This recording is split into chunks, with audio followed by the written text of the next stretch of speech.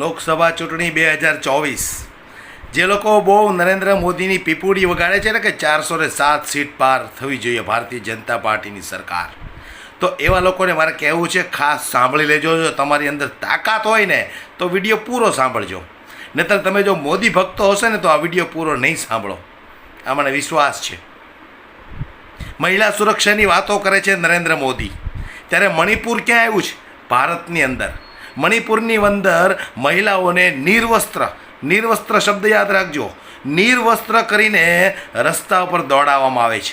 એમાં એક મિલિટરી જવાનના પત્ની છે, એમને પણ રસ્તા ઉપર દોડાવવામાં આવે છે. મિલિટરી જવાનનો મતલબ શું છે ખબર છે ને? ભારત દેશની સીમા ઉપર ભારતની રક્ષા કરતો સિપાહી. એમની પત્નીને નિર્વસ્ત્ર કરીને રસ્તા ઉપર દોડાવવામાં આવે છે. નરેન્દ્ર મોદીના મોઢા ઉપર ટેપ લાગી જાય છે. મહિલા સુરક્ષાની વાતો કરે છે કે કોંગ્રેસ આવશે તો મહિલાઓના ગળામાંથી મંગળસૂત્ર પણ ઉતરી જશે. કોરોનાની અંદર હજારો લોકોને વેક્સિન જબરજસ્તી અપાવી, ત્યાર પછી હાર્ટ એટેકની અંદર કેટલા લોકો મૃત્યુ પામ્યા. એ બધાના મંગળસૂત્ર કોણે છીનવા? આ નરેન્દ્ર મોદીની સરકારે. હાથરસની ઘટનામાં હિન્દુની દીકરીને શબ્દ યાદ રાખજો મારો, હિન્દુની દીકરીને અડધી રાતે સળગાવી દેવામાં આવે છે સ્મશાનમાં લઈ જઈને. એમની પર બળાત્કાર કર્યો છે. કોણે કર્યો છે? ભારતીય જનતા પાર્ટીના નેતાઓના સગા સંબંધી હોય. ત્યારે હિન્દુની દીકરીને અડધી રાતે સ્મશાનમાં લઈ જઈને સળગાવી દેવામાં આવે છે. ત્યારે આપણે બીજી તરફે કહેવત છે કે હિન્દુની દીકરીને કે હિન્દુને સ્મશાને અડધી રાતે ન લઈ જવાય. ત્યારે આ જ ભારતીય જનતા પાર્ટીના શાસનમાં યુપીની અંદર હાથરસની ઘટનામાં હિન્દુની દીકરીને સળગાવીને કેસ રફા દફા કરી દેવામાં આવે છે. વૃજભૂષણ શરણસિંહ શર્મા જે મહિલાઓના યૌન શોષણમાં એમનો ભાંડો ફૂટ્યો હતો, અને એ પણ કેવી મહિલાઓ જેણે ભારત દેશ માટે ગોલ્ડ મેડલ, સિલ્વર મેડલ લાવ્યા હતા. એવી મહિલાઓના યૌન શોષણ કરનારો ભારતીય જનતા પાર્ટીનો આ નેતા જ્યારે એમનો ભાંડો ખુલ્લો પડ્યો, આ મહિલાઓએ આંદોલન કર્યું, છતાં નરેન્દ્ર મોદીના મોઢામાંથી એક શબ્દ નથી નીકળતો. મોઢામાં દહીં જામી જાય છે, કારણ કે આ ડરપોક નરેન્દ્ર મોદી છે. એટલે શું છે? ડરપોક નરેન્દ્ર મોદી છે. વિડીયો સાંભળજો મારો અંધભક્તો, વિડીયો પૂરો નહીં કરતા, પૂરો કાપતા નહીં. તમે તાકાતો હોય તો વિડીયો પૂરો સાંભળજો. બિલ્કિસ બાનો જે ગોધરા કાંડ વખતે એક મહિલા ઉપર 11 હિન્દુઓએ બળાત્કાર કર્યો હતો. કેટલા? 11 હિન્દુઓએ બળાત્કાર કર્યો હતો. એ બળાત્કારીઓને નરેન્દ્ર મોદીએ જેલમાંથી છૂટા કર્યા, એમને હાર પહેરાવીને એમનું સ્વાગત કર્યું. શું કામ? કારણ કે જે બળાત્કારનો ભોગ બની હતી ને એ મહિલા મુસલમાન હતી. એટલે બળાત્કારોમાં પણ જો તમે હિન્દુ મુસ્લિમ કરતા હોય ને તો તમારી જેવું નીચ વ્યક્તિ કોઈ ના કહેવાય. આજે મુસ્લિમ સમાજની મહિલા પર બળાત્કાર થયો છે, કાલે હિન્દુ સમાજની દીકરી પર બળાત્કાર થશે, ત્યારે તમે શું કરશો? નરેન્દ્ર મોદીની પીપુડી વગાડવાના છો? શરમ આવી જોઈએ તમને લોકોને. જે લોકો ભારતીય જનતા પાર્ટીને વોટ આપે છે ને એને તો હું કહું છું કે રાક્ષસી પ્રવૃત્તિનો વ્યક્તિ હશે કે જે નરેન્દ્ર મોદીને અને ભારતીય જનતા પાર્ટીને વોટ આપે છે. હમણાંની વાત કરીએ, લોકસભાનો ઉમેદવાર ભારતીય જનતા પાર્ટીનો પ્રજ્વલ રવેન્ના. યાદ રાખજો, કોણ? ભારતીય જનતા પાર્ટીનો લોકસભાનો ઉમેદવાર, જેમની એક પેનડ્રાઈવ બહાર પડીને એ પેનડ્રાઈવની અંદર 2800થી વધારે મહિલાઓ સાથે યૌન શોષણ કર્યું છે. ચાલો, આ તો આસારામનો પણ બાપ નીકળ્યો, આસારામ કરતાં પણ વધારે પાવરવાળો નીકળ્યો.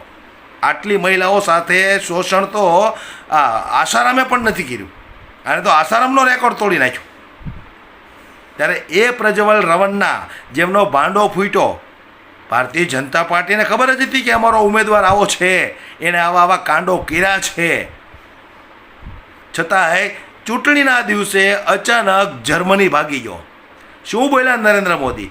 એક શબ્દ નહીં, એક શબ્દ મોઢામાંથી ન નીકળ્યો, કારણ કે ડરપોક નરેન્દ્ર મોદી છે.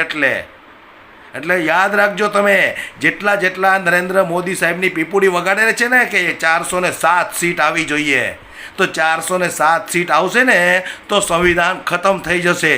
અત્યારે જે લોકો તમારી માટે, તમારા હક માટે જે બોલે છે ને એ લોકો પણ બોલી નહીં શકે.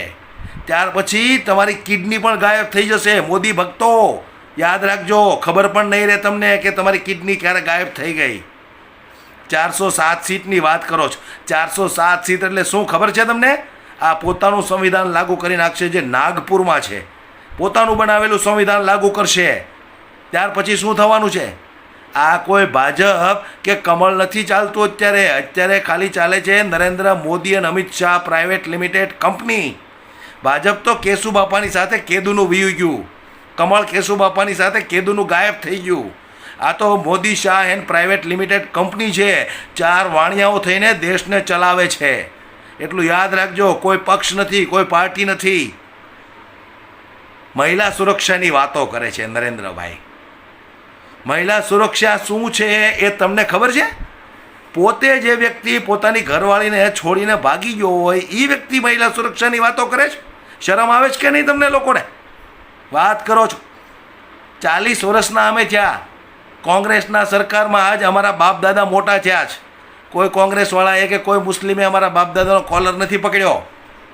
ડરપોક બનાવી દીધા છે, નામર્દ નપુંસક નમાલા બનાવી દીધા છે બધાને.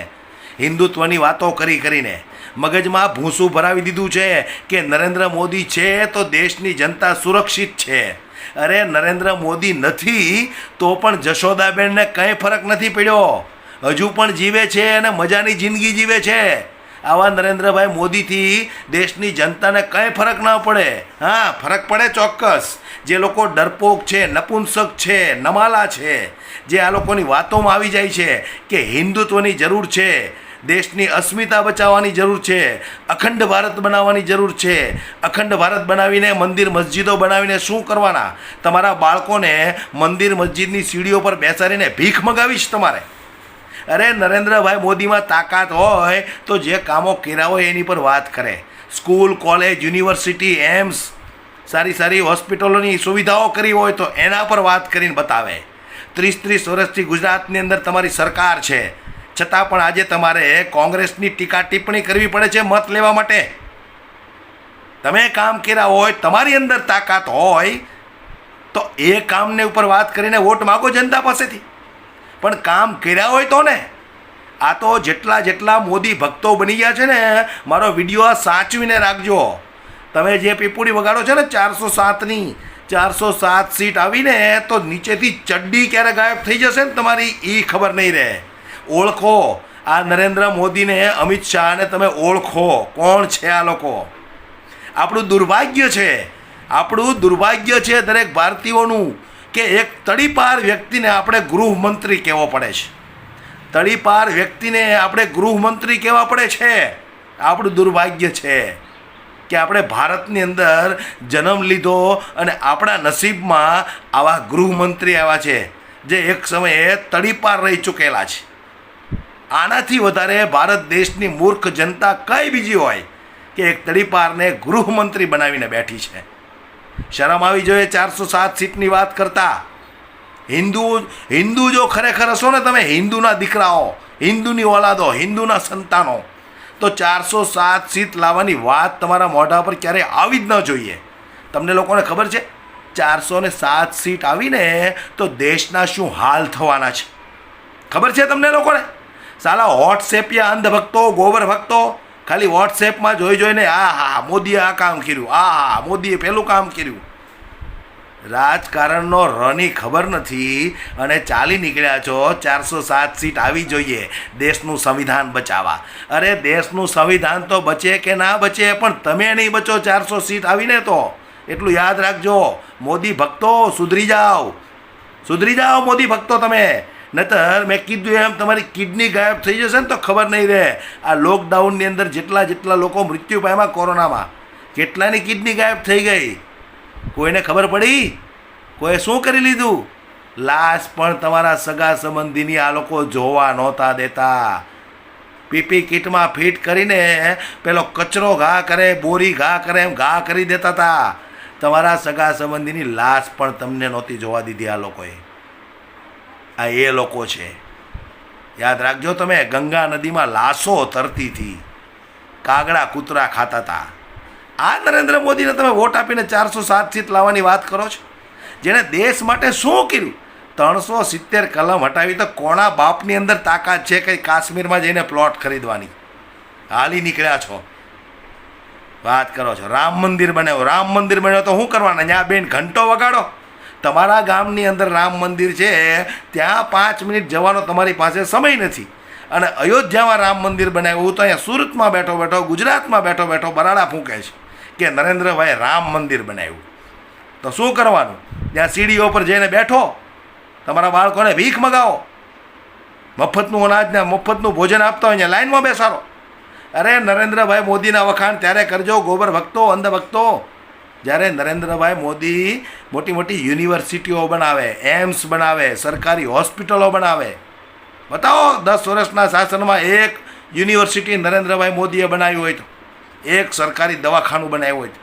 પાછા હાલી નીકળ્યા છો એટલે કોંગ્રેસે કર્યું શું? તમે જ્યાં પેદા થયા ને એ હોસ્પિટલ જ કોંગ્રેસે બનાવી હતી. તમારા બાપને કે તમારી બાને પૂછજો કે હું સરકારી હોસ્પિટલમાં પેદા થયો હતો, અને જો એ હા પાડે ને તો એ સરકારી હોસ્પિટલ કોંગ્રેસે બનાવી હતી. હાલી નીકળ્યા છો. 407 સીટ, 407 સીટ તો મોદીની ક્યારેય ન આવે, કોઈ પણ સંજોગે નહીં આવે. કારણ કે તમે જેટલા અંધભક્તો મોદીની ભક્તિ કરવાવાળા છો ને, એના કરતાં નરેન્દ્ર મોદીનો વિરોધ કરવાવાળા વધારે છે.